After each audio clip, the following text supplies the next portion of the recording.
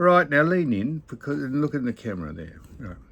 So we're on what day? 157. So someone already. So we're going to do some comments. So we try and like to, if you're right in, we'll try and like to give them. We've got a few, so we're going to rush through them. We're not going to rush through them, but we're going to rush through them. Now, someone first of all said that you pipe up like a parrot. Your parrot impersonation. When I ask you what day it is, I'm not sure what that means. Or do they mean they like your parrot impersonation? Every time you see a bird, you say, "Hello, Cocky." Do that for him. Hello, Cocky.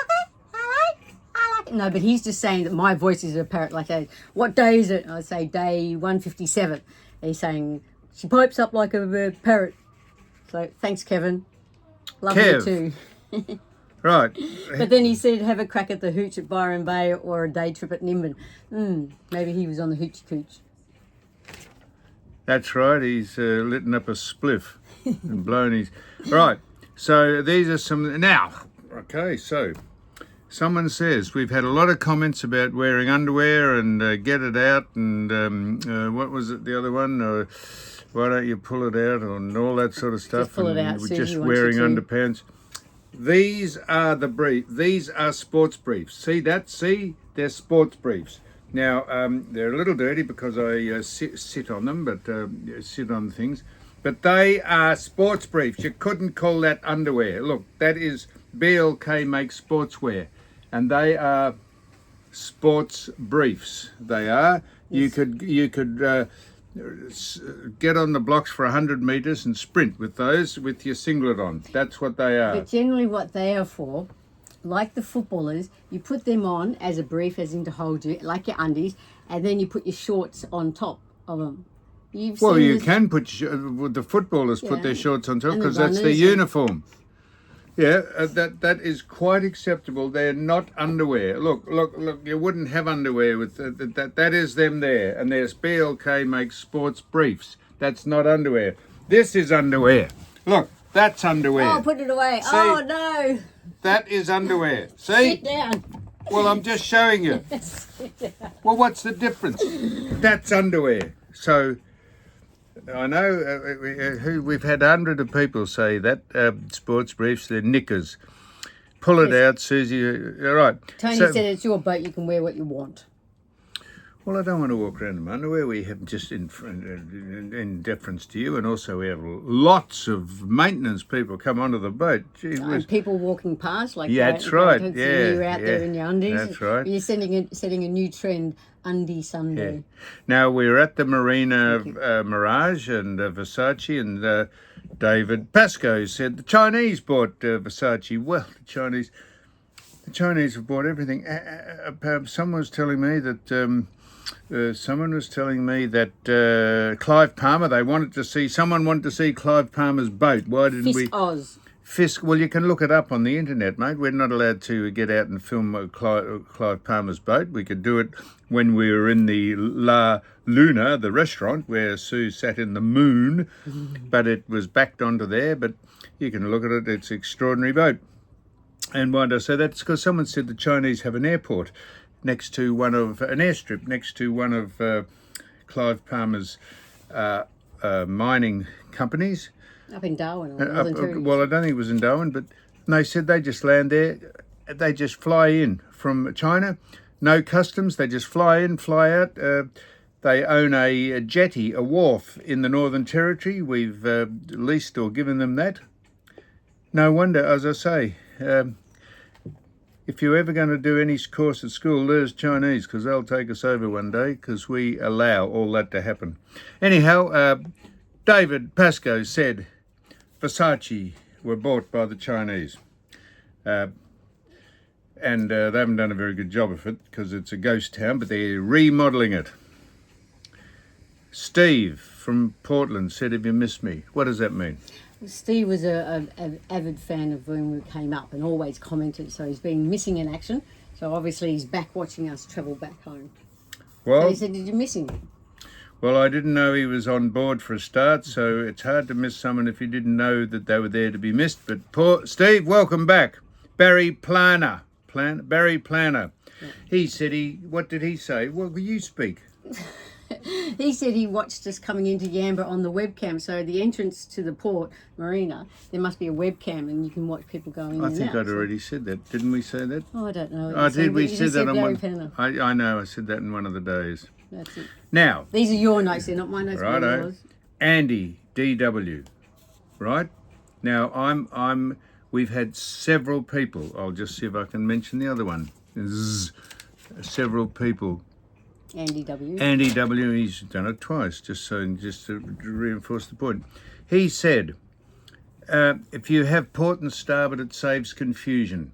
And then on the other comment, he said it saves confusion and depends on whether you're facing the boat or not. Now, Andy, this is my point, mate. That makes no logic at all. There is no, I'm going to say this again. It doesn't save confusion. It adds to confusion.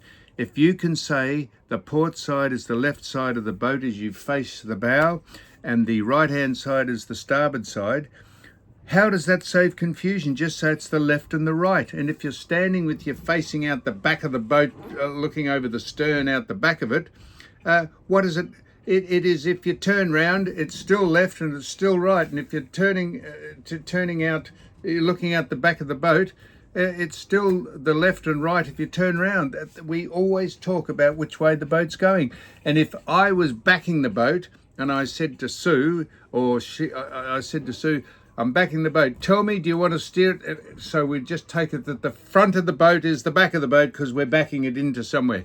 I'd say, tell me if you want me to steer it to the left or to the right. It makes no difference which way you're facing. If you assume that the front of the boat is always what you're talking about as far as left and right. And if you're backing it and the back of the boat is the front because it's going that way, you say, steer it to the left, please. Steer it to the right. Is that right? Yeah, because you're either going to say port is to the left and stern is to the right.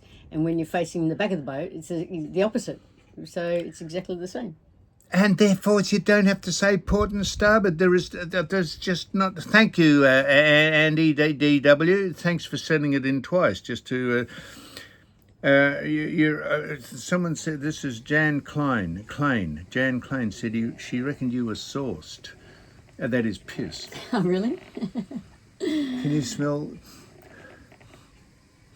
I can smell. Battery. Not battery. Can't you smell the sewage? No. Did you do a pop? A pop? Did you let wind? No, I didn't. Might be your breath. No, I can't. Oh, can't you? No. Did I do a pop? Jan Klein said she reckons you were pissed because you were just Good on you, Jan. speaking. Yeah, likely not. CJ wrote an epistle. Do you know what an epistle is? Yeah. It's a big long list of, and we took it all on board, CJ. And the upshot of the pertinent thing we got out of it was, he says, don't spoil your relationship by getting involved. True. Well, you're pretty safe there. We won't spoil any relationship because we're about as uninvolved as you can get. We're about as uninvolved as you can get. This is about as close as we get.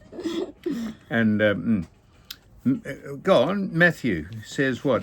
Tap fittings. He said. Well, we had a lot of comments about the tap fitting because obviously leaking, but it's really when we go to the Marina, it's the Marina tap, not ours. Not ours our are new tap. fittings. So they're saying buy plumber's tape from Bunnings, replace the hose fitting, replace the washer, put a rubber washer on every time you go to port, get brass fittings and not plastic, which we've tried to get. That's right, and even if we wanted to do that, you can't screw them on because they have welded their nozzle thing on, so people can't pinch them every time they go. So it's not that, and we would get brass fittings, which is very hard to find brass fittings, but it's not our hose that's the problem. It's their hose, their attachment. Yes.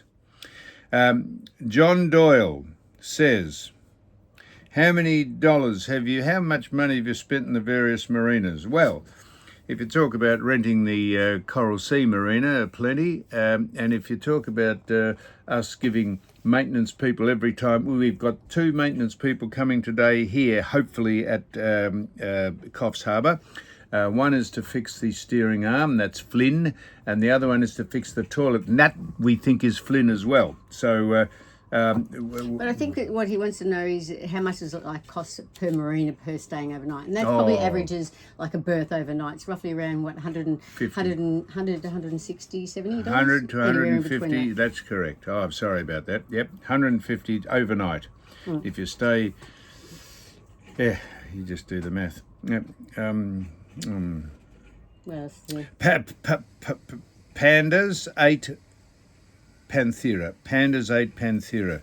He says, "Oh, poor thing that your stern thruster broke." He said, "Oh, you couldn't dock your boat, couldn't you?" Well, let me tell you this, Pandora 8 Panthera, whoever you are, you probably have a wind thief, a yacht.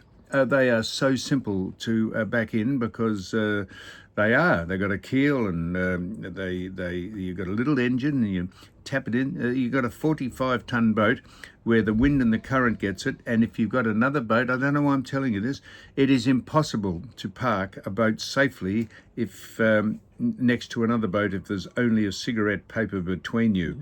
So that's why it's very, very important. Not necessarily so you don't wreck your boat, so you don't wreck someone else's boat that's beside you. So I'll invite anyone to come on here who thinks they can park this boat in between another boat at a marina and not use the bow or stern thruster. I'll invite anyone to do that, and if they do that, I'll dips me lid to you. People say also that that you've got a dud boat. That lots of things go wrong, and I know a lot of things have. But if you listen to other people, they're doing exactly the same thing, and they're having a lot of issues as well. I understand a lot of people have issues. I would like to find the people who've had as many issues on their boat. A lot. You've had a few. Well, as I say, every time we pull in, we're ringing maintenance people. But we're going to get the thing home, and then we're going to set fire to it. So go on. These are your little notes. Well, you've gone on. You've done everything of mine. Anyway. No, I haven't. Yeah, What was that? Well, why did you write? You saw me writing these down the other day. You saw me writing these down the other day. Why would you be writing down the same notes if you read it off the same email? Oh. You know why it couldn't be the other day? Is because you had it on film, because I was doing it yesterday. I wrote these notes yesterday, right down here. I was doing it there, and then you went and wrote them after. No, I wrote these. I wrote these 3 days ago. Well, the undies. Yeah, the undies. I wrote 3 days ago. What are you doing? I'm just looking at the undies. Was only 2 days ago. Well, this is the third day here. Now, give me a look. So you have a look at that. What's this? Well, I didn't write that. I don't wear a dress, Glenn. Well, you haven't done that. That's I haven't just mentioned that now. Yeah, well, Glenn, I don't know whether you know we're on a boat. No, hang on. You said we didn't do the dress, or we didn't do. We were looking at the same comments. I didn't write down. Still, you haven't worn a dress. Why haven't you worn a dress, incidentally? Look, that's what I'm saying, Glenn. You don't understand when you're on a boat. It's not practical to wear a dress. You can't get down. I might like you to wear a dress. I've got 2 dresses on board. All right, I'll wear my nice dress, and I'll go do the ropes, and I'll bend down, and I'll go into manholes and underneath and try and fix things, lay on my back with my legs up in the air. And you want me to wear a dress, Glenn? Yeah. Come on. Yeah, I'll be a foot. You reckon how useless is he going to be? I'll be a foot behind you if you're doing the ropes and going into manholes with a dress. It's just not practical.